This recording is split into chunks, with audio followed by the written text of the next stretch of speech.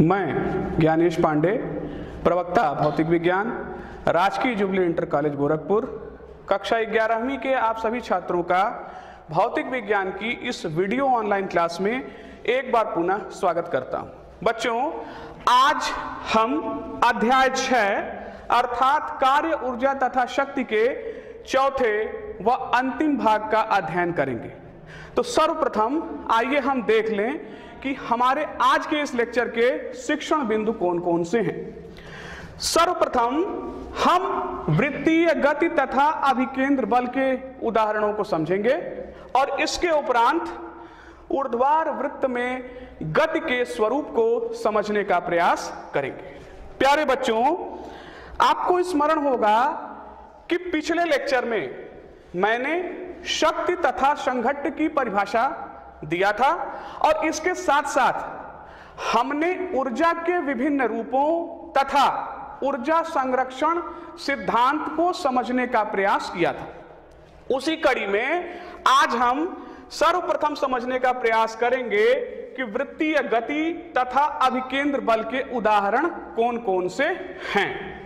हम जानते हैं कि r त्रिज्या के किसी वृत्त में एक समान चाल स्मॉल v से गतिमान किसी पिंड का त्वरण v²/r उस वृत्त के केंद्र की ओर निर्दिष्ट होता है।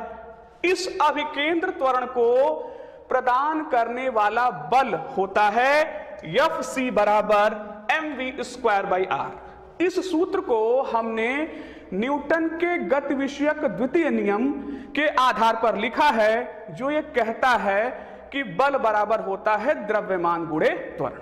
तो Fc अर्थात अभिकेंद्र बल बराबर हो गया द्रव्यमान गुणे अभिकेंद्र त्वरण के, और इसका मान मिला Fc = mv²/r के। यहां यम पिंड का द्रव्यमान है। केंद्र की ओर निर्दिष्ट इस बल को अभिकेंद्र बल कहते हैं। तो यहां से स्पष्ट हो जा रहा है कि अभिकेंद्र बल वह बल है जिसके कारण कोई पिंड वृत्तीय गति करता है, जिसमें प्रत्येक स्थिति में पिंड पर कार्यरत अभिकेंद्र बल उसके रेखीय वेग की दिशा के अभिलंबवत होता है। दूसरे शब्दों में हम कह सकते हैं कि जब कोई पिंड किसी वृत्त की परिधि पर एक समान चाल से गति करता है तो उस पर एक ऐसा बल कार्य करने लगता है जिसकी दिशा सदैव उस वृत्त के केंद्र की ओर दिष्ट होता है। इस बल को अभिकेंद्र बल कहा जाता है। इस चित्र में आप देखें कि किसी वृत्त की परिधि पर कोई कण P एक समान चाल v से गति कर रहा है। प्रत्येक स्थिति में देखें आप, कण पर एक बल कार्य कर रहा है Fc, और यह बल Fc इस वृत्त के केंद्र की ओर दिष्ट है।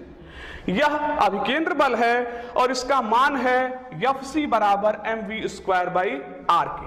r इस वृत्त की त्रिज्या मानी गई है। सभी वृत्तीय गतियों में अभिकेंद्र बल प्रकृति द्वारा स्वयं प्रदत्त होता है। अनेकों उदाहरण हैं। आइए पहला उदाहरण हम देखते हैं। सूर्य के चारों ओर किसी ग्रह के परिक्रमण के लिए आवश्यक अभिकेंद्र बल सूर्य के कारण उस ग्रह पर लगने वाले गुरुत्वाकर्षण बल के द्वारा प्राप्त होता है। सभी ग्रह सूर्य के परितः परिक्रमण करते हैं, जिसमें हमारी पृथ्वी भी शामिल है। तो उस परिक्रमण के लिए आवश्यक अभिकेंद्र बल कहां से प्राप्त हो रहा है? गुरुत्वाकर्षण बल के द्वारा प्राप्त हो रहा है। इसी कड़ी में दूसरा उदाहरण देखें। किसी डोरी से बंधे पत्थर को वृत्त में घूर्णन करने के लिए आवश्यक अभिकेंद्र बल डोरी में तनाव बल से प्राप्त होता है। पुनः देखें, परमाणुीय संरचना के बारे में आप जानते होंगे कि परमाणुीय संरचना में इलेक्ट्रॉन को नाभिक के चारों ओर परिक्रमण करने के लिए आवश्यक अभिकेंद्र बल नाभिक तथा इलेक्ट्रॉन के बीच लगने वाले वैद्युत बल के द्वारा प्राप्त होता है। चौथा उदाहरण देखें। समतल सड़क पर कार की गति। किसी क्षैतिज सड़क पर कार को वृत्तीय मोड़ लेने के लिए आवश्यक अभिकेंद्र बल घर्षण बल के द्वारा प्राप्त होता है। इस चित्र में आप ध्यान से इस उदाहरण को देखिए। यह एक समतल सड़क है और कोई कार इस समतल सड़क पर वृत्तीय मोड़ ले रहा है। मोड़ का केंद्र O है और मोड़ की त्रिज्या R है और अभिकेंद्र त्वरण A वृत्त के केंद्र की ओर कार्य कर रहा है तथा कार एक समान चाल स्मॉल v से गति कर रहा है। चित्र में आप देखें, कार पर 3 बल आरोपित हो रहे हैं। पहला, कार का भार mg जो ऊर्ध्वाधर नीचे की ओर दिष्ट है। सड़क द्वारा कार पर लगाया गया प्रतिक्रिया बल N जो ऊर्ध्वाधर ऊपर की ओर दिष्ट है और घर्षण बल स्मॉल f, क्योंकि यहां ऊर्ध्वाधर दिशा में कोई त्वरण नहीं है, अतः N माइनस mg बराबर 0 होगा और इसे हम कुछ इस प्रकार से लिख सकते हैं कि N बराबर हो गया mg की। ध्यान दीजिएगा, यहां स्थैतिक घर्षण ही अभिकेंद्र बल प्रदान करता है, अतः F बराबर हो गया mv स्क्वायर अपॉन r के। अब यदि स्थैतिक घर्षण गुणांक μs है तो हम जानते हैं कि F का मान μs n के बराबर होगा या उससे कम ही होगा। तो इस प्रकार से आप लिख सकते हैं mv स्क्वायर बाई r, ये लेस देन और इक्वल टू होगा किसके, μs n के। या यहां पर n का यदि हम मान mg रख देते हैं तो समीकरण हो जाएगा mv square by r less than और इक्वल टू μs mg के। m से m कैंसिल आउट हो जाएगा और जब आप इसे सॉल्व करेंगे तो हमें मिला v स्क्वायर लेस देन और इक्वल टू μs rg के। यहां पर आप देखें, आप इस प्रकार से लिख सकते हैं, अथवा v less than equal to under root μs rg के मिला, अर्थात v का मान या तो अंडर रूट μs rg के कम होगा अथवा इसके बराबर होगा। तो इस आधार पर हम लिख सकते हैं कि v का अधिकतम मान कितना हो सकता है, v अधिकतम बराबर अंडर रूट μs rg के बराबर ये मिल सकता है। इस सूत्र में कहीं भी हमें द्रव्यमान नहीं दिखाई दे रहा है, तो स्पष्ट हो जा रहा है कि समतल सड़क पर मुड़ते समय कार का जो अधिकतम चाल है वह μs और r पर निर्भर कर रहा है। आइए अब हम देखते हैं कि यदि सड़क ढालू है तो उस ढालू सड़क पर कार की गति का क्या स्वरूप होगा। जैसा कि आप देख पा रहे हैं, यहां एक ढालू सड़क को प्रदर्शित किया गया है। ढालू सड़क का समतल से ढलान कितना है, थीटा है, और इस पर कोई कार है जो वृत्तीय मोड़ ले रहा है। यदि हम कार की बात करें तो आइए देखिए इस पर कौन कौन से बल कार्य कर रहे हैं। तो पहला, इस कार का भार mg ऊर्ध्वाधर नीचे की ओर काम कर रहा है और ढालू सड़क द्वारा कार पर लगाया गया प्रतिक्रिया बल ढालू सड़क के अभिलंबवत दिशा में कार्य कर रहा है। इसे हम कैपिटल N से प्रदर्शित कर रहे हैं। यहां पर N को 2 घटकों में वियोजित किया जा सकता है। एक घटक प्राप्त हुआ N cos थीटा और दूसरा घटक प्राप्त हो रहा है N sin थीटा। अब चूंकि यहां पर आप देख पा रहे हैं कि चूंकि ऊर्ध्वाधर दिशा में कोई त्वरण कार्य नहीं कर रहा है, अतः N cos theta minus mg ये बराबर होना चाहिए 0 के, और यहां से आप लिख सकते हैं अथवा n cos थीटा बराबर हो गया mg के। इसे हमने मान लिया कि यह समीकरण 1 है। पुनः यदि आप चित्र को देखें तो बल n sin थीटा मोड़ के केंद्र की ओर दिष्ट है, अतः यही कार को वृत्तीय मोड़ पर मुड़ने के लिए आवश्यक अभिकेंद्र बल प्रदान कर रहा है। तो अभिकेंद्र बल के सूत्र से हम लिख सकते हैं कि n sin थीटा बराबर हो गया mv स्क्वायर अपॉन r के, और ये हमने मान लिया कि समीकरण 2 हो गया। अब यदि समीकरण 2 में समीकरण 1 से भाग दे दिया जाए तो इसका स्वरूप कुछ इस प्रकार होगा, अतः n sin theta upon n cos theta बराबर हो जाता है mv square by r upon mg के। आप देखें यन से यन कट गया, यम से यम कट गया और अंततः हमें इस समीकरण का स्वरूप मिला, अथवा tan थीटा बराबर v square upon are G के। आप इस सूत्र में देख पा रहे हैं कि ढलान अर्थात थीटा का मान किस पर निर्भर कर रहा है, v पर और r पर। v कार की चाल है और r मोड़ की त्रिज्या है।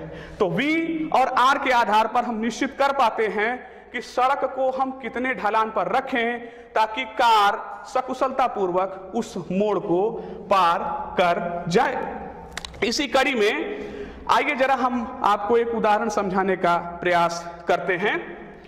देखें, कहता है कि 18 किलोमीटर प्रति घंटा की चाल से समतल सड़क पर गतिमान कोई साइकिल सवार बिना चाल को कम किए 3 मीटर त्रिज्या का तीव्र वार्तुल मोड़ लेता है। टायरों तथा सड़क के बीच स्थैतिक घर्षण गुणांक 0.1 है। क्या साइकिल सवार मोड़ लेते समय फिसल कर गिर जाएगा? अभी हमने आपको थोड़ी देर पहले चर्चा में यह बताया था कि साइकिल सवार के न फिसलने की शर्त है कि v स्क्वायर लेस देन और इक्वल टू होना चाहिए म्यू एस आर जी के। अब यदि हम प्रश्न के अनुसार चलते हैं तो देखें,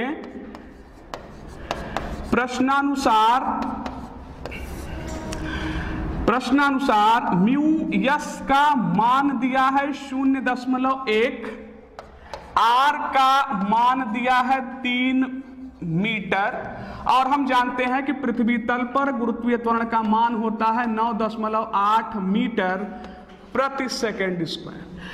तो इस आधार पर हमें मिला, अतः म्यू एस आर जी बराबर हो गया 0.1 इंटू 3 इंटू 9.8। आप हल करेंगे तो ये मान मिलेगा 2.94 मीटर स्क्वायर प्रति सेकंड स्क्वायर। अब यहीं पर आप देख लें, पुनः v का मान दिया है 18 किलोमीटर प्रति घंटा। यदि हम इसे मीटर प्रति सेकंड में बदलते हैं तो यह मान प्राप्त होगा 5 मीटर प्रति सेकंड के। यदि हम इसका वर्ग कर दें तो हमें प्राप्त होगा v स्क्वायर बराबर 25 मीटर स्क्वायर प्रति सेकंड स्क्वायर के। अब आप देख रहे हैं कि यहां पर ये जो शर्त लगाई गई थी v स्क्वायर लेस देन और equal to mu S R G के, इस शर्त का पालन नहीं हो रहा है क्योंकि म्यू एस आर जी का मान v स्क्वायर से कम प्राप्त हो रहा है। अतः साइकिल सवार तीव्र वार्तुल मोड़ पर फिसल जाएगा। आइए अब जरा सा हम परिचर्चा करेंगे कि ऊर्ध्वाधर वृत्त में गति का क्या स्वरूप है। एक उदाहरण के माध्यम से हम इसे समझने का प्रयास कर रहे हैं। ध्यान से जरा देखें उस उदाहरण को। माना कि किसी स्मॉल यम द्रव्यमान के पिंड को कैपिटल यल लंबाई के डोरी से बांधकर ऊर्ध्वाधर वृत्त में चित्रानुसार घुमाया जाता है। तो ये फिगर आप देख पा रहे हैं।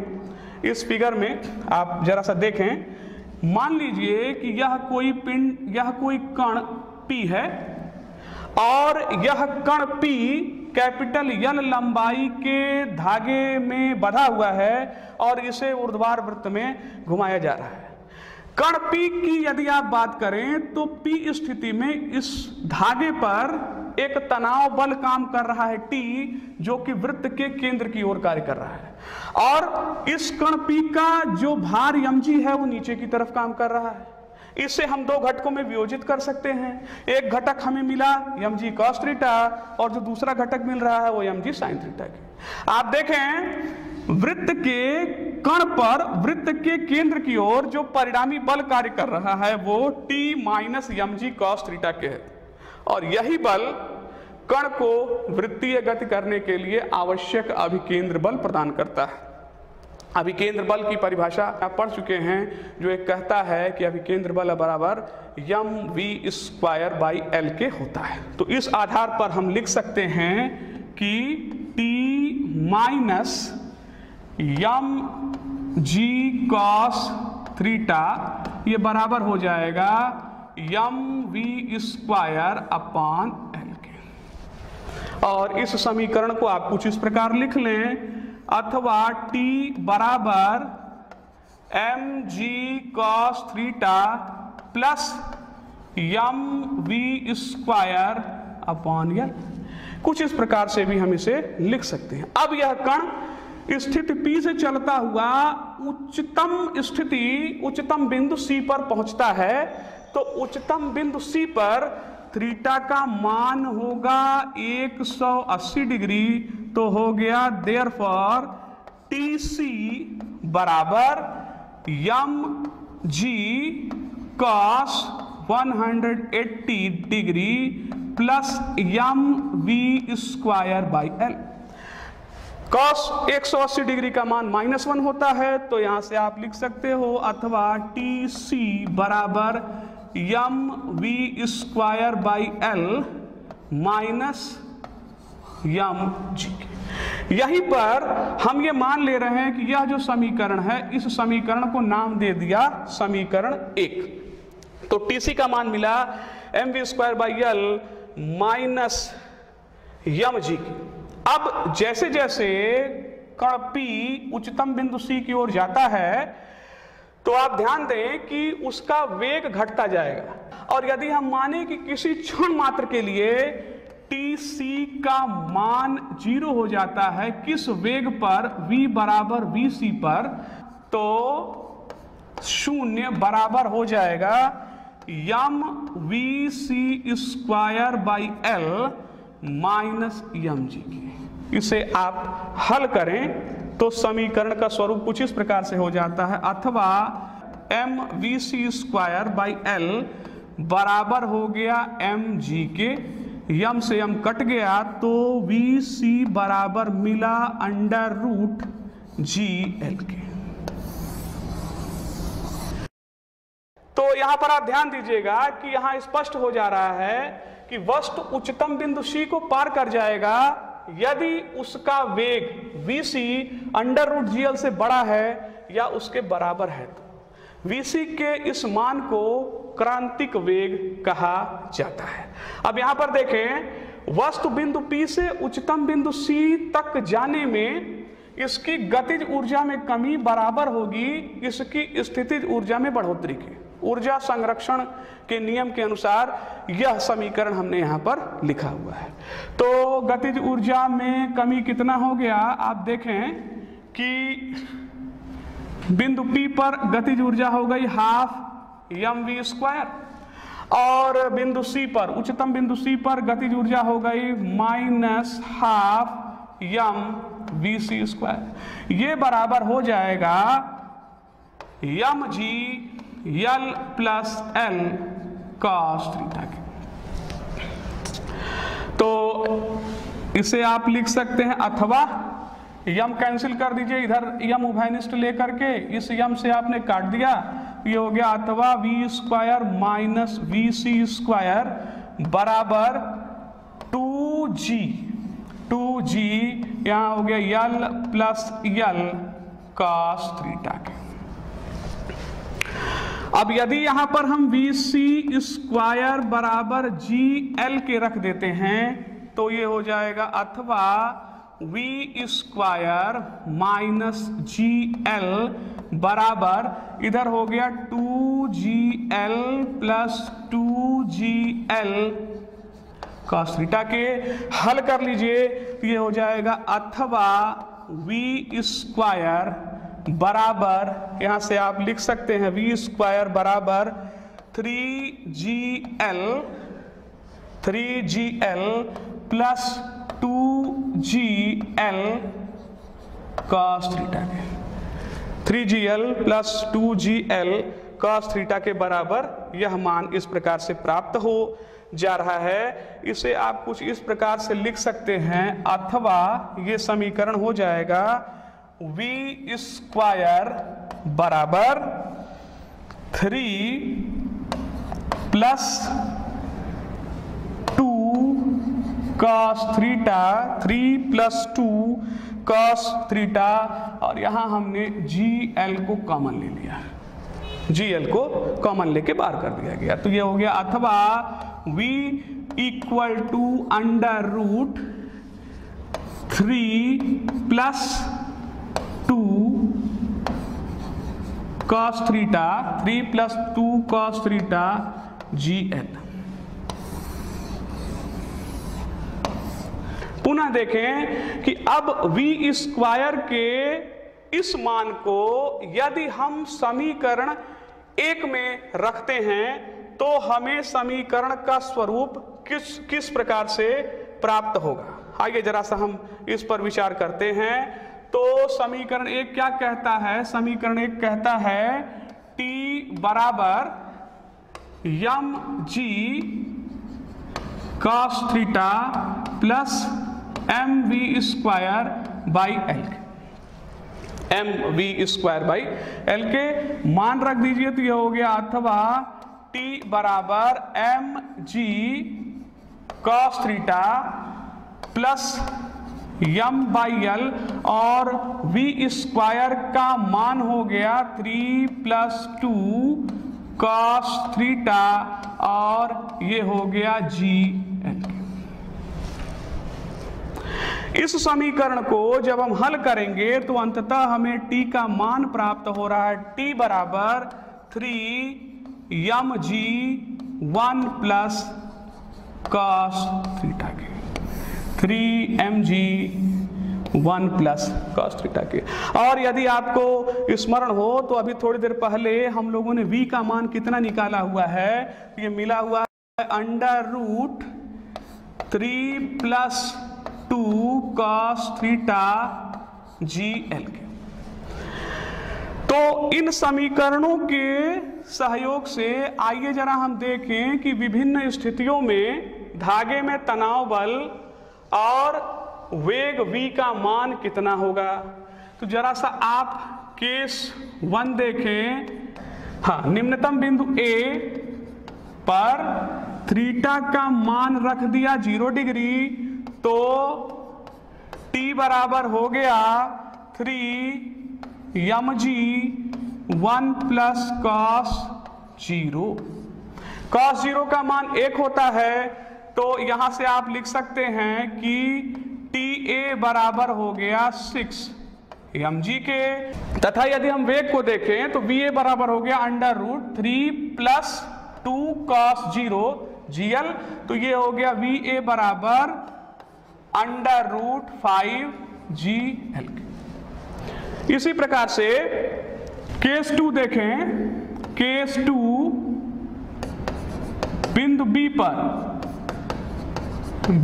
B पर थीटा का मान रख दिया 90 डिग्री, तो TB बराबर मिलेगा, cos 90 0 होता है, 3mg, और VB का मान हमें प्राप्त होगा √3 GL के। पुनः आप तीसरा केस देखें। उच्चतम बिंदु C पर केस 3 उच्चतम बिंदु C पर थीटा रख दीजिए 180 डिग्री। तो इस स्थिति में TC का मान मिलेगा 0 और VC का मान मिलेगा √GL के। तो इस प्रकार से ऊर्ध्वाधर वृत्त में गति को परिभाषित कर दिया जाता है। बच्चों, यहाँ पर मैं आपको एक गृह कार्य देने जा रहा हूँ। मुझे पूरी आशा है कि इस गृह कार्य को आप करने का प्रयास करेंगे। किसी डोरी के एक सिरे से बंधा 0.25 किलोग्राम संहति का कोई पत्थर क्षैतिज तल में 1.5 मीटर त्रिज्या के वृत्त पर 40 रिवॉल्यूशन प्रति मिनट की चाल से चक्कर लगाता है। आपको पता लगाना है कि डोरी में तनाव कितना है। यदि डोरी 200 न्यूटन के अधिकतम तनाव को सहन कर सकता है तो वह अधिकतम चाल ज्ञात कीजिए जिससे पत्थर को घुमाया जा सकता है।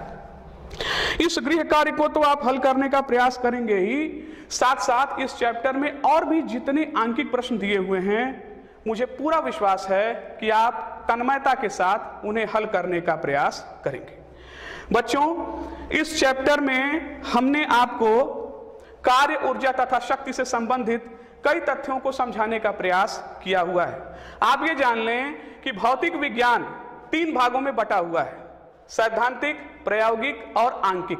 आंकिक भाग को भी हम हल्के में नहीं ले सकते हैं, उसको भी हमें उतने ही महत्वपूर्ण रूप से हल करने की आवश्यकता होती है। और हम जब कोई कार्य करते हैं तो अगर हमारे पास योजना है तो हम उस कार्य को आसानी से कर ले जाते हैं। उस योजना की एक आवश्यक कड़ी होती है आपकी समय सारणी।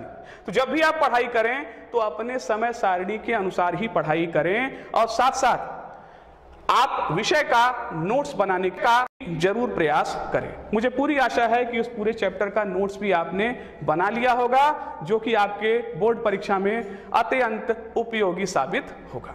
धन्यवाद।